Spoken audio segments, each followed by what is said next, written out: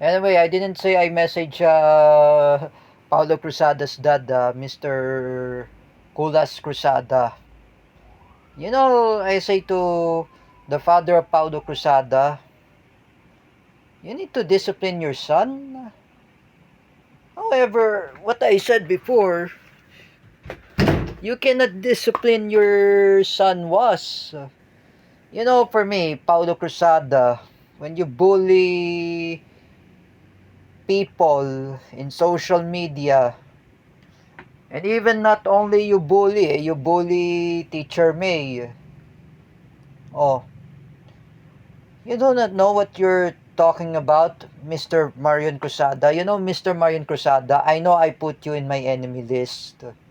Together, your wife, the mother of Paulo Cruzada, Mrs. Marion Cruzada. You know, both of you, discipline your son. That your son, Paulo Cruzada, is playing Roblox.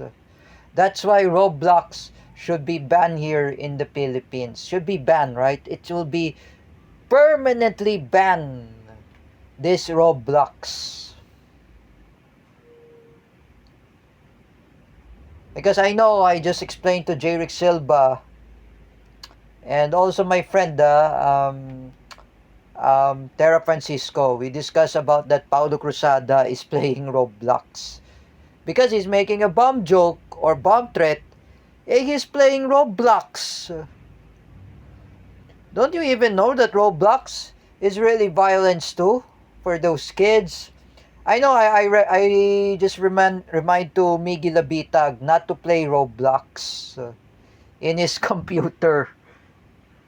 Because I know Miggy Labitag, his his emotions and stress psychological emotions for playing Roblox. I know there's lots of kids are addicted, even teenagers, young adults can even play Roblox. You know, Mrs. Marion Cruzada prohibited Paulo Cruzada to play Roblox. It is better for Paulo Cruzada to play what games I remember I was told by Lawrence Villawan. Oh, Need for Speed, PlayStation 4, even computer.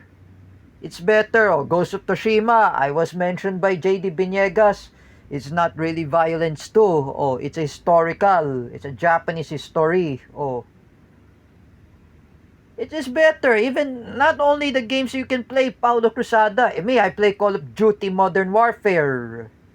Me, I say there's a counter-terrorism. Oh, I'm fighting against terrorism. You know, Paulo Cruzada, your bomb threats or bomb joke, you are being doctrined by ISIS for playing Roblox. Don't even know that you are playing Roblox and you are being doctrined by ISIS to recruit Gina Asedio, Jeffrey Asedio, and the uncle of Paula Nunez, G. Macasandil, to make a bomb threat, to make a terrorist attack in the Metro Manila, even the Philippines, even Davao City. And you're threatening to bomb jokes. You threaten to make lots of bomb jokes and bomb threats. And you're saying about what does Paulo Cruzada says? Sabugin kong Metro Manila, sabugin kong Davao City.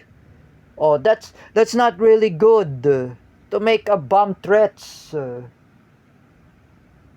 I know you're being doctrined by ISIS. I know you're being doctrined for playing Roblox. Look at everyone are not playing Roblox. Matthew Timbal is no longer to play Roblox. Oh, Matthew Timbal is playing computer. Oh, he's playing what is that game? Battlefield Vietnam. Oh, history. Battlefield 2. Oh, he played Battlefield 2. And he's not playing Roblox. Oh, In computer, Matthew Timbal playing Need for Speed. Oh, in computer games. That is I could say to you, Mr. Paulo Cruzada, do not do not idolize that ISIS, and do not be a doctrine by a fucking ISIS. You know, ISIS, they can kill people. You're being doctrined by Islamic State. Don't you know, Paulo Cruzada, that Islamic State or ISIS are Wahhabist? They are anti-Shia Muslim, they are anti-Christianity, and also they want to kill people? Are you nuts?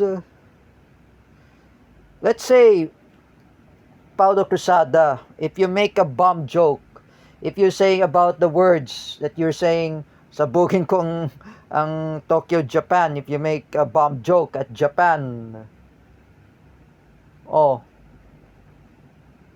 remember, there is lots of Yakuza. They're going to beaten you. If you make a bomb joke at Iran, or you're saying about sabugin kong Iran, oh, that's a word, you're going to be hanged by the Iranian Shia Muslims. Oh, the Shia Muslims in Iran, they don't like terrorism. They don't like ISIS. And let's say, Paulo Cruzada, if you make a bomb joke at Hong Kong and Macau, there's a Chinese triad. Because I know Hong Kong and Macau are part of mainland China. If you make a bomb joke at Hong Kong and Macau, let's say you will be beaten by a Chinese triad. Even you make a bomb joke at Russia, you say about, what is that word? Sabuhin kong Russia, that's the word. That's a word. That's really an act of terrorism. And remember, Paulo Cruzada, when I was told by Jerick Silva, baka mabugbog ka pa ni Vladimir Putin. You know, Paulo Cruzada, you are very abnormal. You're playing about Roblox. Look at I'm saying to you, Paulo Cruzada, everyone are not playing Roblox. Miggy Labitag is no longer to play Roblox. Because Ate Michelle had warned Miggy Labitag not playing too much Roblox. You know, Paulo Cruzada, you are being doctrined by ISIS for playing Roblox. However, if you make a trouble again, Sophia Ahmad Sultan is going to give you a subpoena after the Ramadan. And by the way, Sophia Ahmad Sultan's Ramadan is over. She makes her own subpoena. That subpoena is going to be on file the cases against Paulo Cruzada. Just wait and you can see. There will be a subpoena against you, Paulo Cruzada. And it will send it to Teacher May. If Teacher May had sent you a subpoena, Paulo Cruzada, you better be scared. Like I said before, baka umiihi ka na sa salawal, Paulo Cruzada. You know that you're going to be attend the hearing.